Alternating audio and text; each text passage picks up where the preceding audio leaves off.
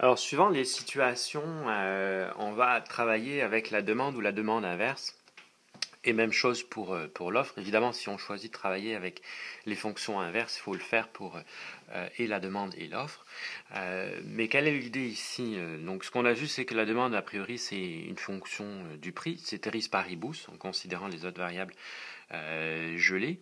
Et bon, la loi de la demande s'applique, mais on peut renverser les axes, inverser les axes, et à ce moment-là, on va travailler avec la fonction inverse, donc non plus la demande, mais la demande inverse, dans cet espace ici. Alors la seule différence dans le fond, c'est que la pente s'inverse.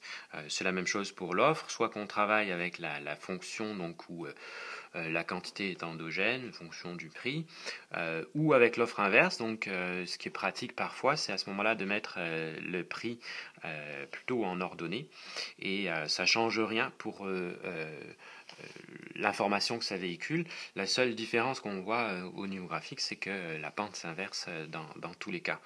Alors, ce qui est important de comprendre, c'est qu'il y a une précaution importante à prendre lorsqu'on analyse en utilisant tel espace ou tel autre. Alors par exemple, si je veux modéliser une hausse de la demande dans cet espace cartésien, eh ben, il faut simplement remarquer que pour n'importe quel prix, on va avoir une quantité supérieure. Donc ici, je translate vers le haut. Alors que si je travaillais avec la demande inverse, donc une autre possibilité, il faut faire la lecture cette fois-ci horizontalement. Okay, donc la hausse de demande, évidemment, si c'était une baisse, ce serait vers la gauche, mais ici, il faut bien lire horizontalement, c'est un déplacement vers la droite. Alors, c'est la même chose pour l'offre, donc soit qu'on travaille avec la fonction directement, et si je veux modéliser une hausse, c'est une lecture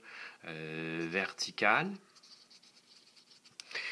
soit qu'on se place avec l'offre inverse dans l'espace renversé. Et à ce moment-là, si je veux modéliser une offre, c'est une lecture horizontale. Alors, c'est important de remarquer qu'ici, la nouvelle courbe d'offre inverse est au-dessous de l'ancienne, donc ça pourrait donner l'illusion qu'il s'agit d'une baisse de l'offre, mais en fait c'est simplement donc un artifice. La réalité, c'est que la lecture doit se faire non pas en regardant la courbe comme étant au-dessous, mais bien à droite.